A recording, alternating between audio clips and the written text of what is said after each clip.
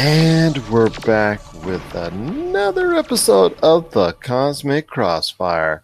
It's Gerald coming right back at you here, but it wouldn't be a Cosmic Crossfire without my good friend. He is the man behind Rob McCallum Films. You gotta check out everything that's going on with Rob McCallum Films at robmccallumfilms.com, Rob McCallum Films on Facebook, and at Rob McZob on Twitter. It's my good friend. It's Rob McCallum. You've got a lot going on, as always. Just appreciate you coming back after a little bit of an absence. It's just you were worried, weren't you? I was kind of worried. Kind of worried. Kind of worried. I was wondering if Thanos got you too. I don't even know what that means yet. Ah, well, you will. Someday you will.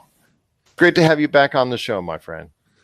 Yeah, it's been a couple weeks for the Crossfire. We've been in syndicated reruns, I guess, or whatever you've been doing behind the scenes as I've shifted locations and reset up, and my body is mostly healed from the lumbering crap I've had to pull from yet one location to another location. And I can confirm at this point, I literally threw out 1.5 metric tons of useless crud from my old place.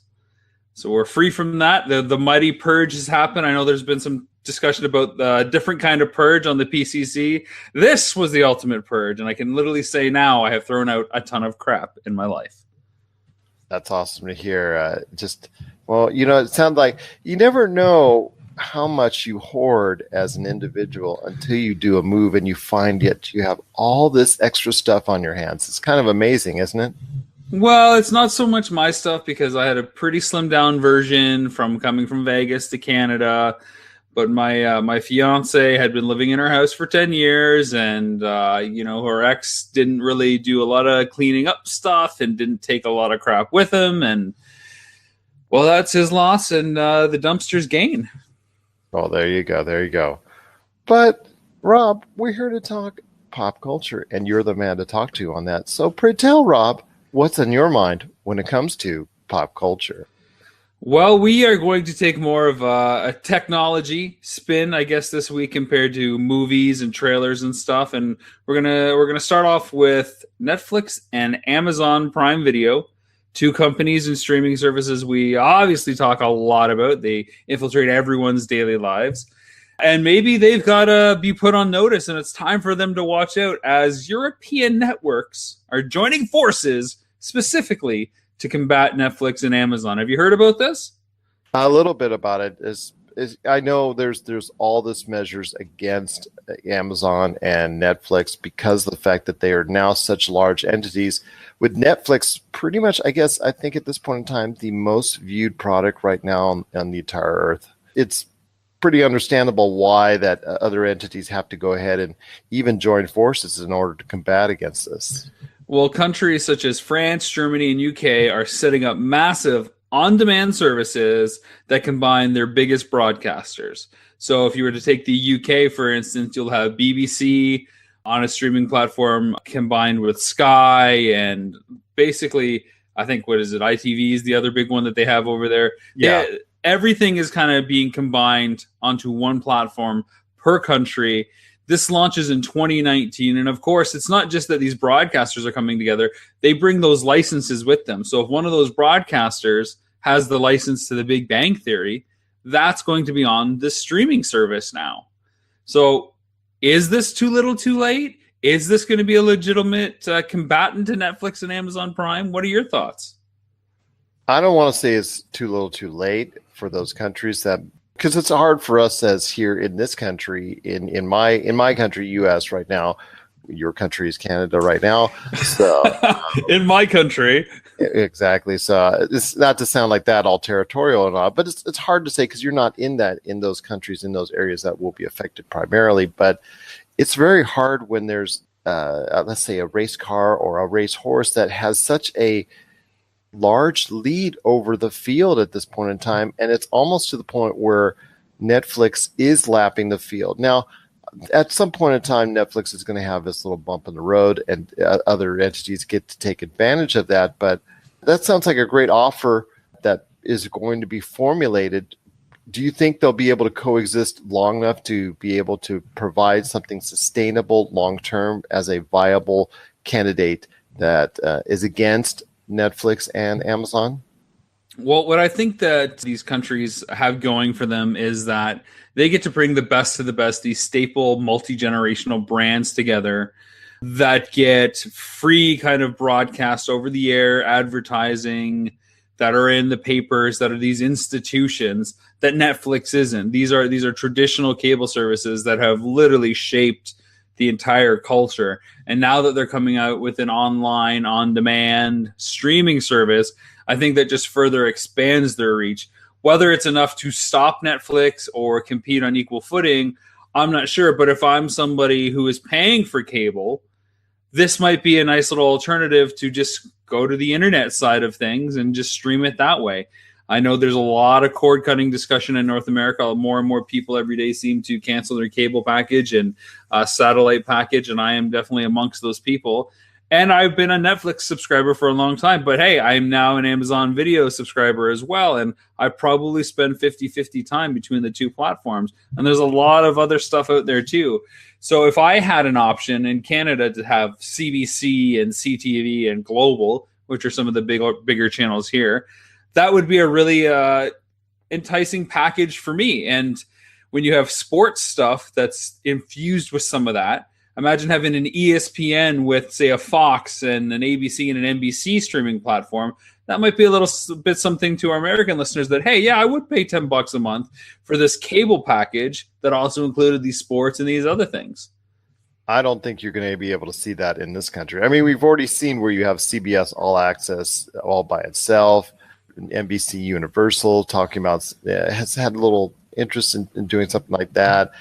Gerald, in the world of Movie Pass, never say never about combining different services together. If Movie Pass can do what they've been doing for over a year now, surely some third-party middleman conglomerate can come along and say, for $50, you get unlimited access to the big 5 networks in the US plus all this stuff, and we'll eat up the cost difference, and we'll basically mash all their services together through our special device. Well, when it comes to MoviePass, you see what's going on there. And they're now raising their prices, surge pricing. Some people are actually leaning away from it. There's now. But price aside, they managed to infiltrate every single major theater chain and get everybody on board with their service. That's what we're talking about here. They have become competitive, and they're the only player out there to basically have a universal currency at the theater. Well, it's great to see other countries being able to do it. I don't think this country will do it, unfortunately, because at this point in time, like I said, CBS All Access is out there.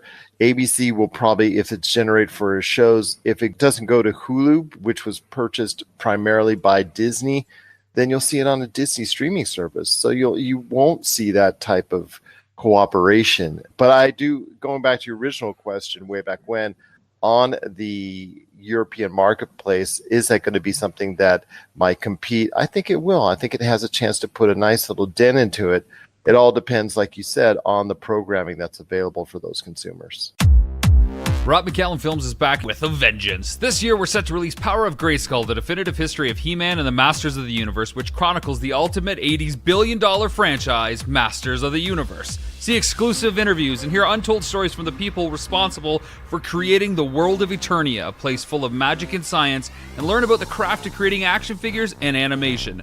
Power of Grayskull drops this year and is just one of our many projects at Rob McCallum Films. And further Netflix chit-chat, Netflix removes user reviews, which was a desktop-only feature. They've been quoted to say, "We are removing the ability to read and write reviews in the coming weeks. This feature is only offered on the website and has seen declining usage over time. We have notified members who have used the feature recently that they'll be no longer able to write reviews by the end of July and no longer able to read reviews by mid-August." Is this a game changer? Does it matter? Are they trying to stop possibly bad press or crappy things that people are saying about their original series or other things? Or is this simply just sweeping out the closet, getting rid of something that only a fraction of users use? Or is this really limiting the speech of really passionate internet-dwelling folks? In other words, is it sweeping out the toxicity that could be there? I didn't say that because, I've been the recipient of very nice reviews and stuff online, so I don't want to say that it's all toxic out there. Okay, potentially toxic out there. How about that? Wicked. It Inspires me that you're willing to come back a little bit across the line. Yes, well, Billy D's coming back to Star Wars. We'll go inspiring. But I will tell you this, that with taking that out, I don't think it's that great of a deal. I think meaning it's a big deal, or it's not a great deal? It's not a big deal at all. I just don't think it's that important of a component that people are going to be really up in arms over. I think it's going to affect some that just live to go ahead and put their opinions on there. But if we really want to, you can create Reddit boards, chat boards, social media contacts, and strings of that nature that can connect with audiences in at least a similar format. And even though it's not directly related onto the Netflix platform. Do you think they'll remove the thumb up, thumb down rating system, which of course replaced the old 5-star tier? Because what is the point of that from our point of view, since we never get to really see how deep that goes or what that triggers? I think so, because all it takes is just one or two incidents of abuse on it, where if there's something that is, let's say, a documentary that just is against of a political nature that a lot of people are against, whether or not the quality of it is good or bad, it's not going to be a difference. People are just going to go ahead and be negative about it, or conversely, be positive about it as well, to the point where it's maybe disproportionate to what it actually should be. I see that being gotten rid of at some point in time as well. All the power is being taken away from the people, Gerald. We can't write our reviews. We can't give a star rating. We can't give a thumbs up or thumbs down. We're just forced to sit there and consume nonstop. Somebody else mentioned the other day that you used to have like 12 seconds between one episode ending and another episode beginning on the Netflix counter. Now it's like 4 seconds. Have you noticed that? I've heard of that as well, and that has been talked about. It's just making sure that it connects you from one episode to another without having you think about maybe turning it off or going. It's a lot of pressure. It's a lot of pressure. It's hard to go pee in 4 seconds. I know. It's hard to breathe and truly appreciate it. But we used to go week to week. An entire week, 7 days. Now we go 4 seconds. But there's always the pause button, my friend. No, there isn't. They're going to get rid of that too. They're going to get rid of the pause button. That would be wrong. That's them's fighting words, my friend. Them's might be fighting words. You got it, my friend, as I would say. This next segment I think you're going to have fun with. I call it, Is It Enough to Matter? I'm so excited. I'm just on pins and needles to find what this is all about. You get two choices. You get one side or the other. The first side is Reese Witherspoon launches a VOD channel, or YouTube to invest $25 million to fight fake news. On the one side, Reese Witherspoon is taking 2 unscripted series that will appear on channel 1112 on DirecTV. And the $25 million is available strictly to newsrooms through an application process that Google has decided to disseminate. Are either enough to matter? Which matters more in your opinion? I think the Reese Witherspoon deal, because $25 million is just a drop in the bucket these days. So I would probably say it would be Reese Witherspoon trying to see if she can affect the TV market from you said the 10, 11, and 10, 12 channels on DirecTV? It's 11, 12, and I forget what it is on Dish Network. But I just thought, man, wouldn't it be a nice, cozy, convenient spot to have channel 1112? Exactly. 24 hours a day of the Cosmic Crossfire right there. There you go. Maybe we're getting there. We've got we're on episode 31 or 32? 35, my friend. 35. We could just run them over and over and over again. It'd be like the Truman Show. It plays, and then it comes back, it plays all over again. Round and round it goes. Oh my gosh. You ridiculing me and pointing things out to me. I don't ridicule you. I just happen to stop you in your tracks and ask for some clarification, because sometimes I frankly can't believe the things that you say, and I need further clarification that you're actually saying the things that are coming out of your mouth. Well, there you go. See, that's 24 hours of that. That's just nonstop. That would be just so enjoyable for everyone out there. It's quite the marathon.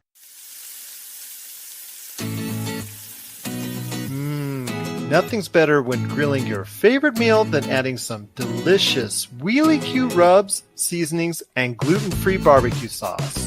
Made with the finest ingredients, Wheelie Q products pack a ton of flavor to your meals, whether it's ribs, chicken, steak, hamburgers, fries, or vegetables.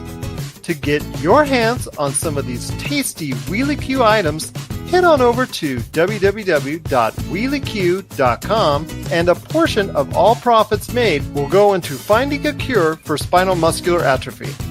Pop Culture Cosmos listeners, act now and get 15% off your order just by entering the promo code POD1, that's P-O-D, and the number 1 at checkout.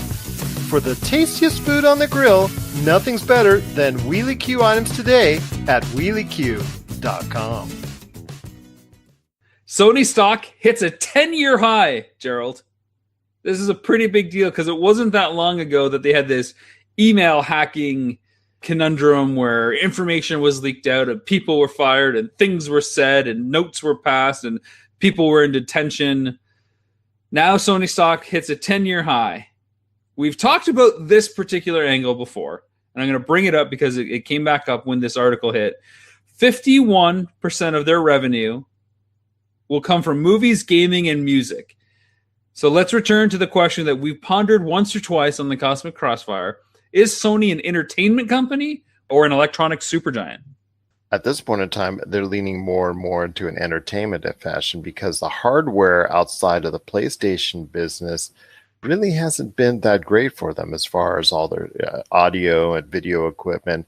I mean, yes, they still produce quite a bit in that area, as you and I see whenever we go to CES, or whenever I go to CES, I see their huge area where they have all this other equipment that they're trying to debut and whatnot. But if all those dollars spent on all that hardware is put somewhere else into more profitable and more revenue generating aspects of the company, it might prove out to be something that they might want to look into more of over the coming years. But because there's just such a glut in the marketplace of electronics that are available that can compete. Oh, like there isn't a glut of entertainment options out there either between music, movies, and gaming.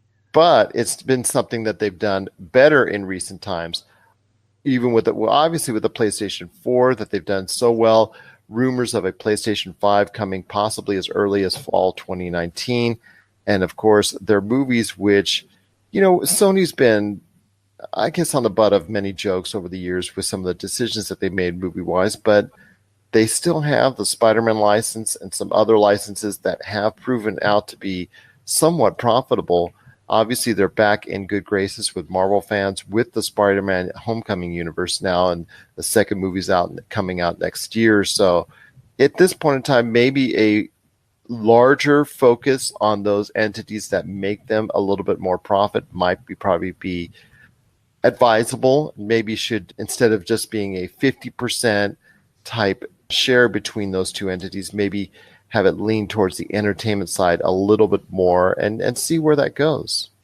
It's a hard thing to say though, right? Because again, Disney is merging now with Fox or whatever it's going to be called. Disney is acquiring their assets. AT&T and Warner Brothers are also getting together. Can Sony even compete against those two juggernauts that are staring them down? Can you really risk turning your back on some of the staple money that you can always depend on with the electronic side of things to take that risk at this time? Or do you just sit back, hold your cards close to your chest, let the gaming stuff do their thing, put out a few good movies, maybe make sure you don't get a bunch more Ghostbuster reboot things happening of that ilk, and just see how the landscape transforms the next year? I don't think the next 5 years is a good time to take a risk in the entertainment industry. No, as far as the entertainment industry is concerned, but what they have as far as, like you said, that staple money with all the components that they make is they're thought of in many levels of the electronics industry as something that's a little bit higher end as far as the price is concerned. In only a few categories could they be considered the leader in that industry. And maybe it's just something they might want to look into more. Maybe just, even if it's just a little bit as far as in the right direction, because they've, in the past few years of recent times, you and I both have got to admit that they've done a pretty fair job of trying to become a better company when it comes to the entertainment industry aspect of it. And obviously the gaming industry, even though the matter of crossplay when it comes to the PlayStation could hurt them and impact their sales going forward. Yeah, I'm not all that concerned about crossplay, to be honest, given the numbers that they got there. I think crossplay is going to really only affect a small margin of people. I don't think it's going to really affect Sony's bottom line. And I think when it comes to electronics, well, they may not be the leader with their Bravia series TVs or anything specific and hardware side. They're always consistently in the top 3 or the top 5 of manufacturers, which is a pretty nice place to be, given that some markets don't have a lot of competition, especially in Asia and the other parts of the world. So I think that Sony needs just to sit back, especially with that bond license still undecided. Sit back and see what's what. Maybe look at some acquisition side for film companies and other distributors instead of trying to do more original content.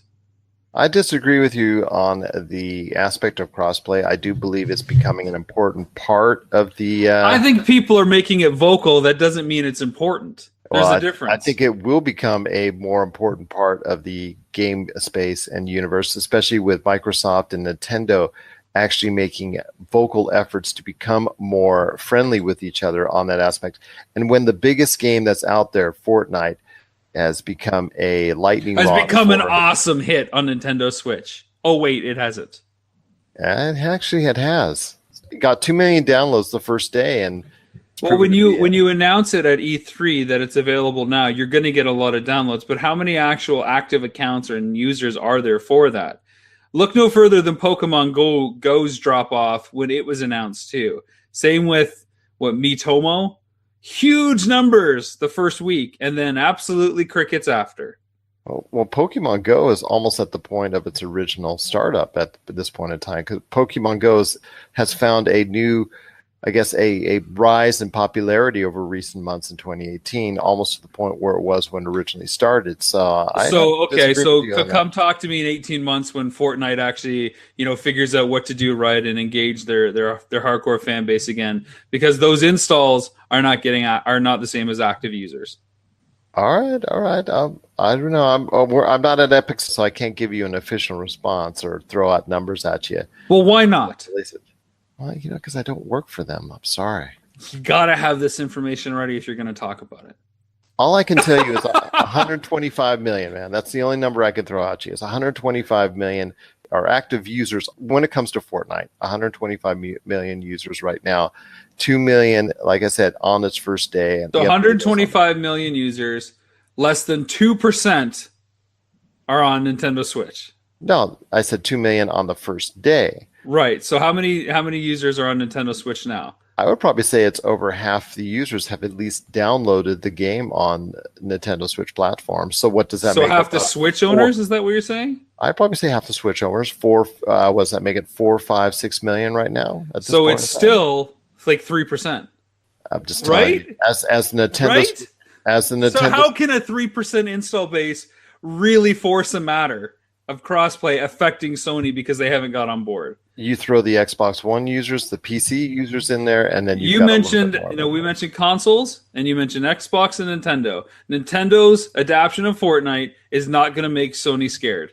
No, I'm not talking about that. I'm talking about the fans requesting crossplay. I'm talking about the voice that they generate together.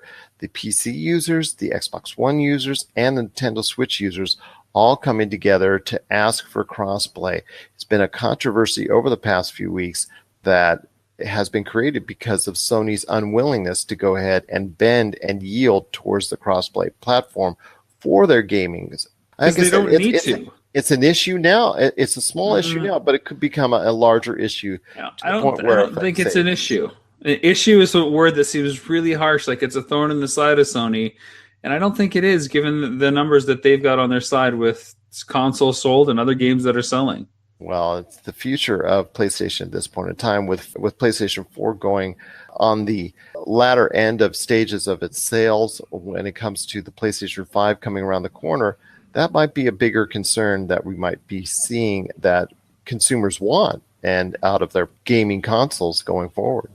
Perhaps, but that also, when you start doing crossplay stuff, you really reduce the exclusivity of the console and the system that you're promoting. Because then why do I have to get a Sony console when I can get any other console to play this big popular game? It's all about the exclusives and the easy online play, or in the case of the Switch, the portability. But people still want to play with other people that they know, and if they're on other platforms, it's always makes the game experience better. And at least at this point in time, Xbox, Nintendo, they're at least cooperating to the point where they want to create that friendly environment, even if it takes market share away from PlayStation at this point in time. Well, I'm all for their happy little circle of flowers, I suppose. I don't think it's going to be a big issue in the meadow that Sony owns. I don't think Sony's going to have to plant their own seeds and be a part of the party just yet. Well, fine. That's how you believe. I can respect that, but I will say this, that if they don't keep on doing the right things, their market share will go down and their profitability will be affected by it. But we'll have to wait. What kind of broad statement is that? If they don't do the right things, this is how you set that phrase up. If you don't do the right things, you won't have a good job and get a mortgage and be somebody worthwhile. If you don't do the right things.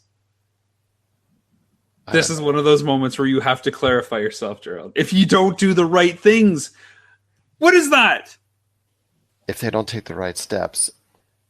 How about that? Broad. It's so broad, so generic. Well, like I said, I can't predict the future for Sony. They made some right moves recently, obviously rebooting the Spider-Man franchise and getting in bed with Marvel. That's been a great move for them, but they've also made some missteps in the past, as you noted in the beginning of the segment before you trashed me.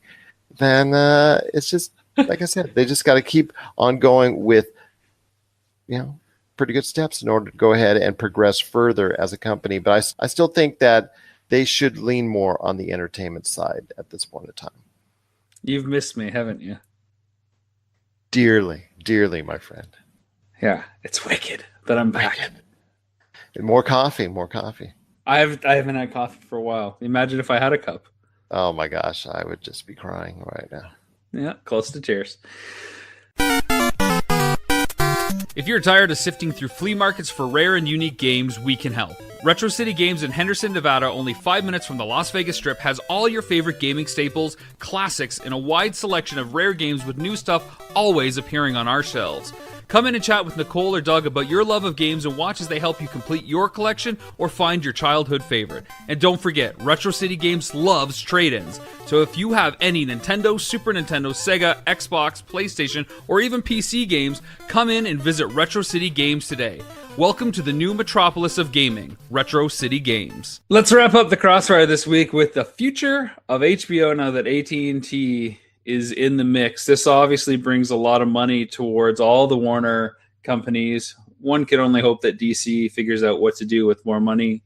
That's a whole other topic, of course. But what does HBO do? Right now, they're quoted as saying that they're spending about $2 billion on production content. Of course, Netflix has been thrown out there that it's about $8 billion. Amazon Prime is about $4.5 and Hulu's around $2.5. Are they going to? I thought it was 13 on part of Netflix. That maybe I thought it was 8 billion on originals. Sorry. Okay. Probably 5 billion on acquisitions on the other side. Then, what is HBO going to do? Do they try to ramp up? There was an article that said they may consider as many as 4 or 5 Game of Thrones spinoffs, just so that there is constantly Game of Thrones on every couple months. And then the other thing that they've got to combat is their niche cult status, which is what made them popular. They were an event destination, whether it was for comedy stand-up or for sports or for higher-end documentaries that kind of found a home. And as of late in the last 15 years, they've really kind of taken over the Sunday night viewing habits with Sopranos and Sex and the City and Entourage. Can you have another night? Does it really appointment viewing now when you have to watch them Sunday night and Monday night and Tuesday night? Is more shows the answer here? Can they compete with Netflix in original programming? Or should they just keep doing what they're doing and only have those, 5 to 10 stable shows every cycle? Well, they're going to have to figure out something because, as you know, as of next year, the original Game of Thrones will be no more. And who knows what people are going to do as far as their viewing tastes are concerned, do something different or watch something different. So you never know what the eventual taste of the viewing audience is going to be, but I think they need to go ahead and ramp up their spending habits, especially now that they've officially acquired HBO and be able to provide consumers with a viable market the other 6 days a week as well. So I just think they got to go ahead, and they have the assets, they have the funding. I mean, it's not just Netflix that has all this cash to throw out there. They can at least try to provide something that will make a dent as far as the other 6 days a week outside of just Sunday night, and just be so reliant on it with just two main shows, Westworld and Game of Thrones. It's a really interesting conundrum, because I don't think there is an easy answer for them, because I think they're on a bit of a precipice. I think they've either got to jump off in a big way to expand, or they've really just got to keep in their corner and do what they're doing best and be happy that they're kind of owning one night a week, and maybe have people kind of going back throughout the week to catch up on shows here and there that are of peak interest, or checking stuff on demand. Because the second that they went kind of to their own streaming service with HBO Go and, of course, HBO Now, depending on your sign-up plan, they kind of became a direct competitor to Netflix. I know, again, if they offered HBO Go in Canada for $15, which it was in the US, I'd sign up in a heartbeat, because the programming is that high of quality. And there's enough of it, even if it's just the one night a week, to make it appointment viewing for me, even if I've got to binge it as the episodes come closer to the season's end, or if there's that Chris Rock comedy special, or whatever kind of monthly thing is the big draw. To me, HBO has always been about quality. It's not TV, it's HBO. And it's worth it. So I kind of get worried when they want to add more and more and more, when we've already got a glut of other crap on stuff that's good crap on Netflix and Amazon Prime and some of these other channels. Because the nice thing about HBO is you only really have to worry about the 5 or 6 shows. And that's pretty easy to kind of get caught up in. You really only got to go worry about it one day a week. There's a lot of there's less viewer anxiety about spoilers and stress and being caught up and entertainment fatigue. I like what HBO is doing. I think they just need to keep doing what they do well and not try to compete with the Netflix, because they could get burnt out. Use that money more wisely than spreading it across the table. I think that's pretty sound reasoning right there. If they do either, or you just go all in or just be happy with what they got, I think at this point in time they need to think about that seriously, but they can't do things half-baked. They can't do things like, well, let's spend maybe a little bit more and see what we got. You're right. They either got to go all in or just be happy with that one day a week that they're primary viewing for people out there. Yeah, and it's going to be interesting to see how that shakes out with any DC streaming stuff that goes on as a separate standalone app, if any of that gets folded into HBO services, and if they're going to share content back and forth that may be relevant. With the Watchmen series coming out, where's that home going to be? Is it going to be a little bit of both? Is there going to be cross collateral assets, and is that something that Warner Brothers and AT&T want to look at, or are they just going to really divide the marketplace more? Should there just be a Warner streaming app and HBO be part of it and spend money on building that infrastructure, knowing that you would get HBO, Warner television channels that are part of that, and DC? That's very interesting, and only time will tell now. But yes, the Watchmen series I think is going to be a key component if that is accepted by the fans out there. And I think that just might be, if it's done well enough. I think that is something that people can get back into again. I know the movie itself was kind of out there at that point in time, and I'm not sure audiences were ready for that. Plus the film may, of course, depending on who you talk to, is just all over the place. But I think a Watchmen series could be the key to being something that will enhance HBO and the DC streaming service if they go ahead, like you said, and merge and become, as far as a coexisting group when it comes to that series specifically. You think fans are going to be okay with it in this world of toxicity and fanatic demise? In what world are you living that fans are going to be okay with it? Okay with what? The series? The Watchmen series. I just don't see it happening. They hated the movie. They're on edge as it is. They have, was it Damon Lindelof on board as a writer of it, who, of course, is responsible for some of the most vague, weakest plot point writings ever. Look no further than Lost and Star Trek Into Darkness. Like, he's just not the showrunner that I'd want for that kind of series to get excited about. But hey, what do I know? I just think this is a really bad climate to try to do something that is so beloved, that has already kind of suffered a setback in terms of entertainment production. The only thing that is seemingly safe from any kind of fan backlash these days is a Marvel release. Ant-Man versus Wasp came out, and there was a little bit like, oh, it only made this much at the box office. Well, it was more than the original made.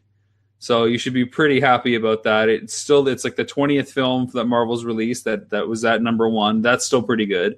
But that was it that fanboys really complained about from what I saw online, was that the dollar amount wasn't as big as some had thought it would be. So maybe there's superhero fatigue all over again. I don't know. It's all malarkey. It's just a smaller scale. It's just a smaller scale story. So it wasn't planned or wasn't projected to do anywhere near what Avengers Infinity War and also as well Black Panther were doing. So you're right. I have seen that, a little bit of that as well. And if that's the only argument you have, that means that, like you said, Marvel is doing something that's people are liking to the point where there's just very little, I guess, like you said, toxicity on it. Because the only thing I see is, well, maybe Avengers Infinity War wasn't as good as I thought it was, or things like that. And that's pretty much the only thing you hear about that. You don't hear those major things that you hear about when it comes to the Star Wars saga and all those other things that people are getting just so much up in arms for. So you're right on that note. No, just stop right there. I'm right. For once, you're right. No, like I said, just stop. You're right. And we can end the Cosmic Crossfire on such an enlightening note. You're right. Yes. But Rob, I know you got a lot of stuff on the plate right now. So if you can give everybody what's going on in your world when it comes to Rob McCallum films. Well, we are right around the corner, of course, from Power of Grayskull release. That date is still a mystery for whatever contractual reasons. It's coming, though. And the Kitty documentary is out there, and it's actually doing really well. Missing Mom continues to do well. Galaxy of Hope has been something that Jay Bartlett and I have been talking about as of late. We had talked about a relaunch this month, and we decided we're going to push it back another month and launch a Facebook page and let people kind of get on board and build the community a little bit more than we had done with our first launch. So we're targeting an August 7th campaign relaunch. We've been busy behind the scenes and got some interesting irons in the fire with that one, where it's allowing us to go after maybe mainly just production funds. So it'll be a little bit easier to possibly hit that goal, to see a collection road trip worth the ages across North America to secure Star Wars memorabilia that'll go and benefit Children's Health Foundation. So we'll see if we can get that off the ground. And just busy with my own projects. Boxer continues to do well. I was working with Mr. Glenn Stanway as of late. He was recording some voiceover drops for ongoing segments that'll appear in every episode. And we're working with Slopes Game Room out of the UK, who's doing some segments as well. And just kind of waiting on those folks to get their content in so we can send it off to legal, and then it goes to market. And if you want to get the latest updates on what's going on in Rob McCallum Films, there's no better place to go than Rob McCallum Films on Facebook or at Rob McZob on Twitter. Rob, it's always a great pleasure having you on the show. And if you want to ask us a question at any time at all, just send us a line either at Rob McCallum Films on Facebook or popculturecosmos@yahoo.com. Rob, it's always great having you a part of the show, my friend. Maybe next week. Not moving anywhere, are you? I don't know. We'll see. Keep you anticipated. It's a lose-lose, I think, Gerald, because if I'm not back next week, a little less content, a little less fun. But if I am back next week, it's a little bit more harassment, a little bit more aggravation. I can't wait for that. I just can't wait. Well, Rob, it's always great having you part of the show and, of course, a part of the Cosmic Crossfire.